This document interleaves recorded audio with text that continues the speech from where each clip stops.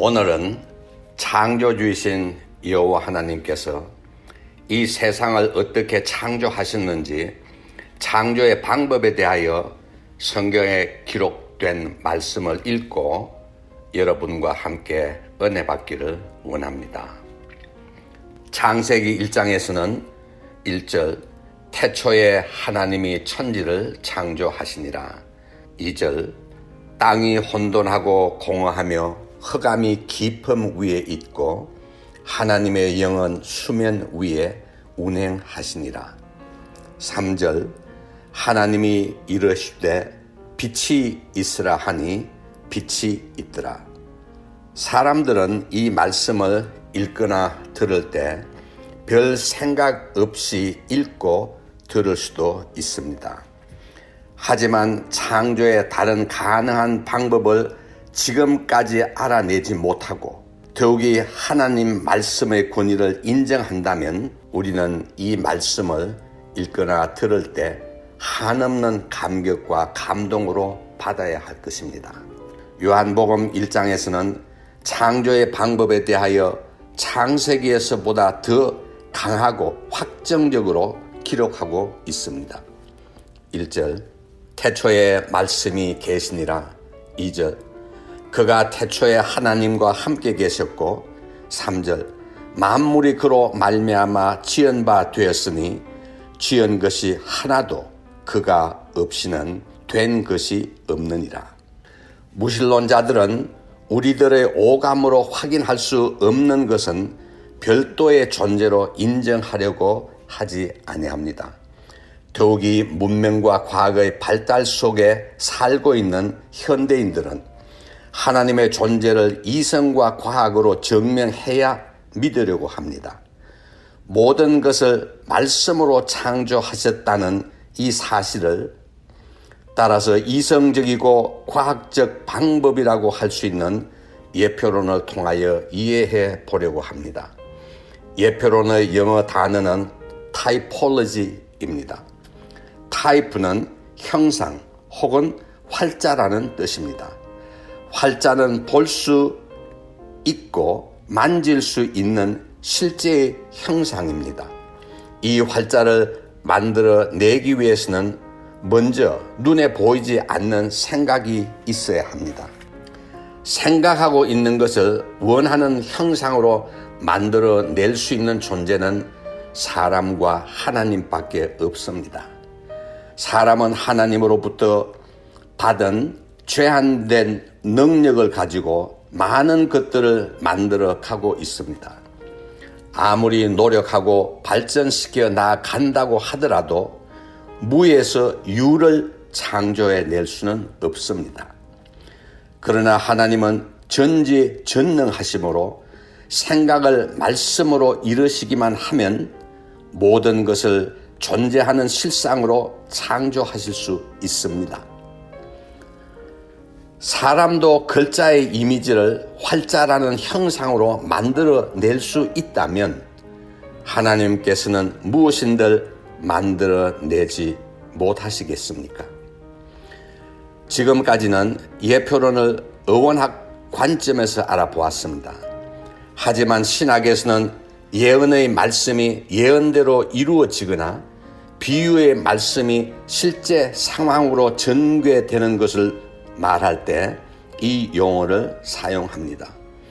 그런데 이 예표론은 신학에 있어서 너무나 중요한 이론입니다. 왜냐하면 예언이 예언대로 이루어져야만 그 예언이 전능하신 하나님의 예언이 되기 때문입니다. 아브라함으로 하여금 그의 독생자인 이삭을 속죄 제물로 바치게 한 사건은 후일 여호와 하나님께서 독생자이신 예수님을 십자가 제단의 속죄 제물로 사용하시겠다는 것을 예표한 사건으로 보고 있습니다. 그리고 민수기 21장 9절에서 장대 위에 단 롯뱀을 쳐다보므로 패역한 이스라엘 백성들이 구원받은 사건은 예수님의 십자가 계속 사역을 믿는 사람들은 구원받게 된다는 것을 예표한 사건으로 또 보고 있습니다. 이런 사건들을 redemptive typology, 즉 구원 예표론이라고 합니다.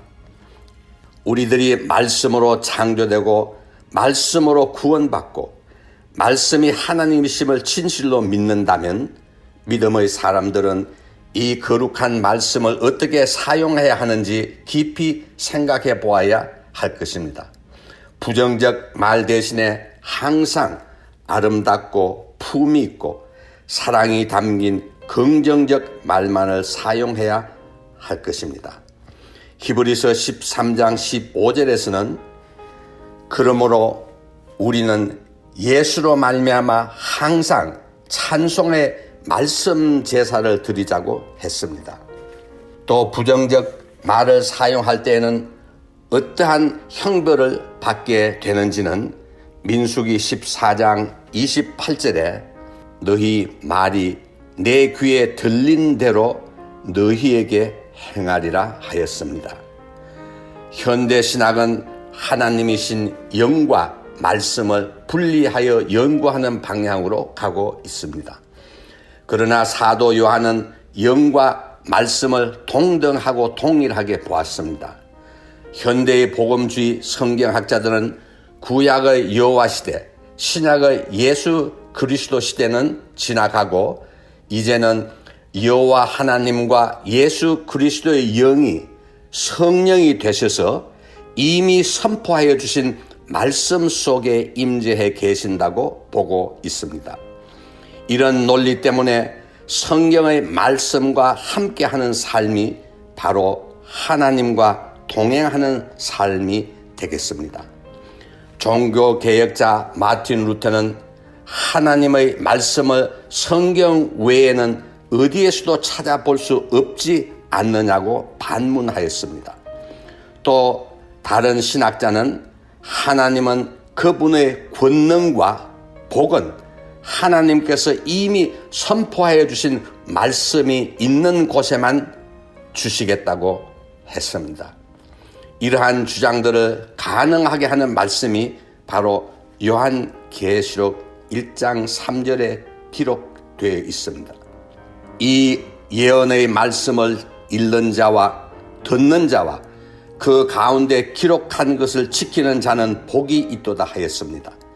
오늘 이 방송을 들으시는 모든 분들이 성경의 말씀을 하나님의 말씀으로 받으시고 말씀대로 행하셔서 하나님께서 약속하신 의의 면류관인 영생을 모두 받으시기를 간절히 소망합니다. 아멘.